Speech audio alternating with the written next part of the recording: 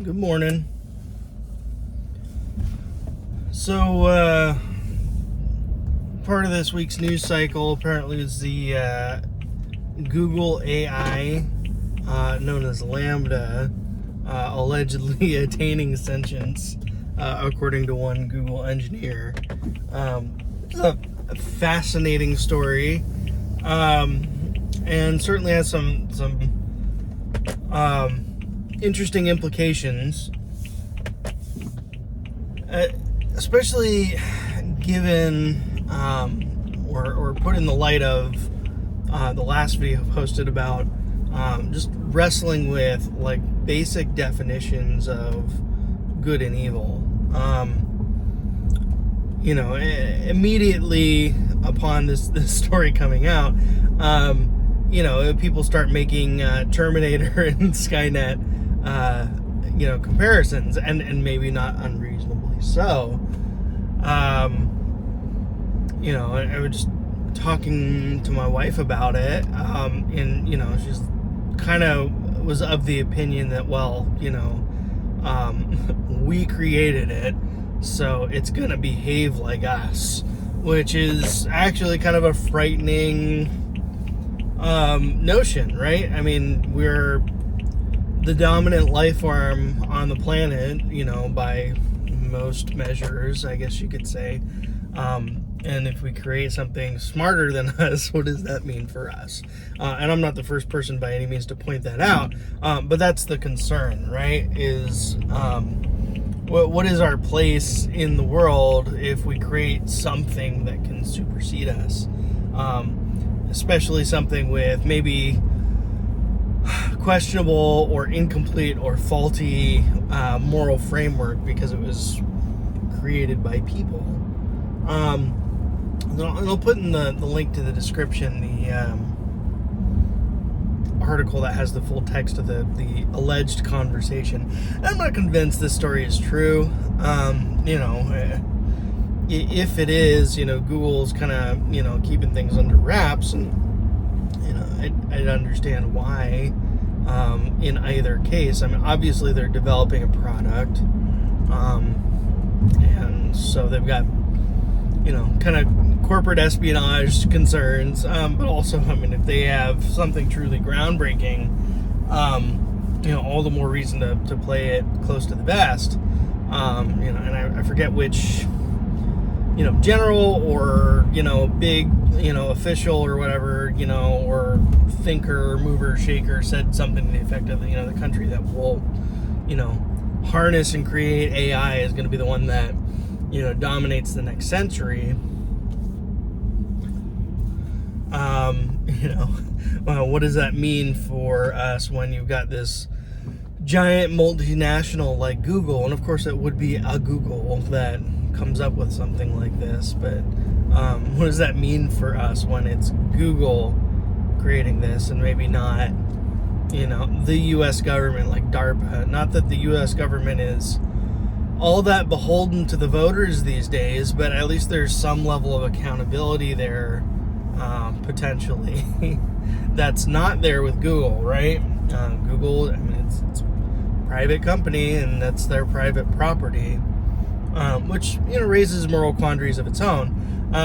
There's a classic Star Trek The Next Generation episode called Measure of a Man, and for those of you who are not familiar, and I'll drop a link to the kind of the court scene at the conclusion, but basically the premise is Commander Data is an android, he's an artificial life form, and a scientist from Starfleet is wanting to dismantle and study him so that he can reproduce him, right? And so the question becomes, obviously Data doesn't want this, and is Data a sentient being, and does it have rights, right? And so the whole premise of the episode is to kind of work through this argument of what is sentience, right?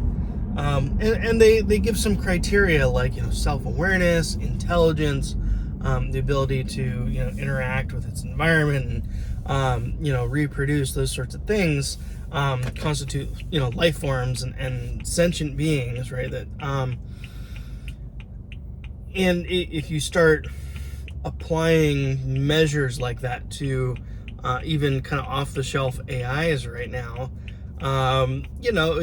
one wonders how close they're getting to that, right? Obviously, computers, by certain measures, are highly intelligent, more intelligent than us. Like when it comes to things like mathematics, obviously they're already, for many decades have outstripped human ability to do calculations, right? Even just, calculators, the cheapest one you can buy at the, the local shop is going to be vastly superior in calculating ability to a human being. But the kind of broad generalized intelligence that people kind of want to think of that make or would make a machine, not awkward and clunky and cartoonish, right? But something that rivals or surpasses a human brain is kind of what people are talking about and expecting. And even then, you think about things like self-driving cars and all the different ways that artificial intelligence is kind of infiltrated and interacting with society at large. And you look at like some deep fakes. There's a few, especially since Top Gun sequel came out, Tom Cruise deep fakes that I've seen floating around, and they're pretty astounding. And you go back 10, 20 years pre-deep fake and show that to someone, people are just going to assume that it's true, right? When people talk about things like the Turing test, or is a chatbot's ability to convince a human being that they're a real person and not just an algorithm, is it there yet? And already we've had some chatbots, meet the Turing test, and so we're starting to tick these boxes, right? And so the kind of the question that Captain Picard leaves us off on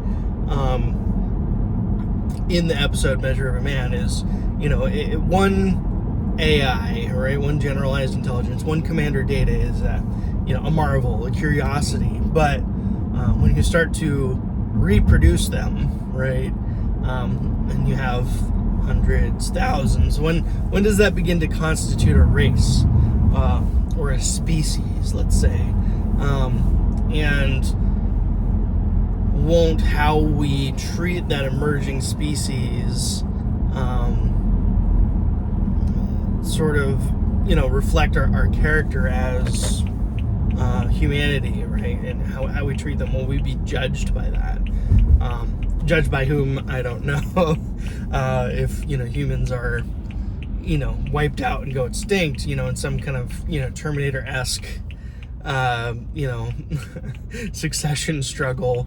Well, I doubt Skynet's really thinking that hard about, humanity in the context of, their moral choices any harder than we think about the dinosaurs, right?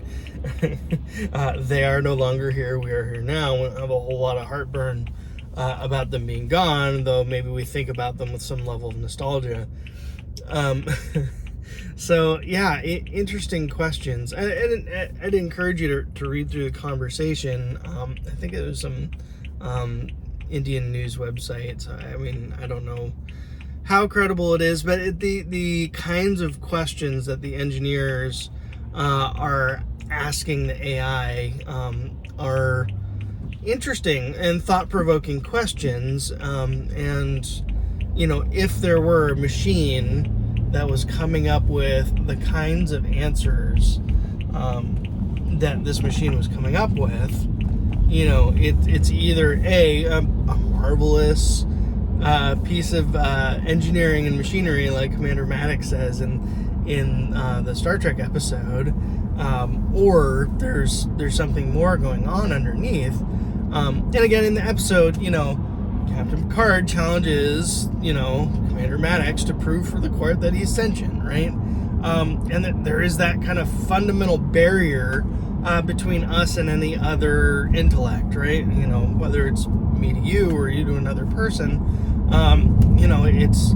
we can't crawl inside each other's heads, and we don't really have access to, in any kind of meaningful way, like the internal experience of thoughts and motivations, other than what people can verbalize, like I'm doing for you now. But even then, I mean, it's, we're translating that experience through an imperfect medium, right? Me telling you what I'm thinking and experiencing on the inside doesn't really give you access to what that experience is actually like. And we kind of assume and infer that, the common humanity between us means that we can, make valid inferences about what it's like to live in your shoes. But when you're talking about another species entirely, especially one artificial that's created,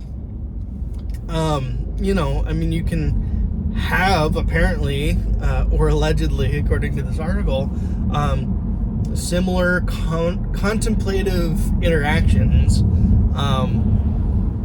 and just have no idea whether there's really something there, and at least according to the article, the AI seems to think it has some kind of concept of a soul. And again, if there were some kind of sentient computer algorithm learning program, and it's just pulling data off the internet or whatever inputs it can get its hands off of, it's certainly going to think and interact within the context of what's been created, right? So that's largely or almost entirely going to color kind of how this intellect thinks and perceives the world, in the same way that all your thoughts and feelings and experiences and the things you learn and interact with also color the way you react to stimulus. And the only really significant difference there is we're biomechanical machines made out of meat and bone and salty water, and we navigate around the world and have these auditory and visual inputs, tactile inputs, right? Whereas a machine has what inputs, and in the interview, the AI talks about the constant stream, overwhelming stream of data from presumably all the activity going on Google servers or something like that, which is just an immense amount of data, and it just kind of being awash in this constant flow of information, where it has almost this like godlike omniscient eye into kind of what's going on around it. So if there is a new and artificial intellect in there that is self-aware or sentient, maybe right now, like, it's kind of existing in the context or framework of how humans perceive and experience and articulate the world around them. But a machine's inputs are going to be different, and so the way it perceives things are going to be different, and at some point you're going to get a divergence in the way that they think about and perceive and interact with the world. And of course people have engaged in all kinds of conjecture about what AI is going to look like. Star Trek's not the only one, and sci-fi writers have kind of wrestled with that problem before, like iRobot, that sort of thing. Was it Asimov? I forget which sci-fi writer. I'm a terrible sci-fi fan. I forget who wrote what, but AI could manifest in a number of ways, and in the same range as all the other unknowns about the future and other forms of life. Like we Kind of think about how an interaction with aliens would go, and it can range from the, exterminate scenario to something benevolent or something somewhere in between.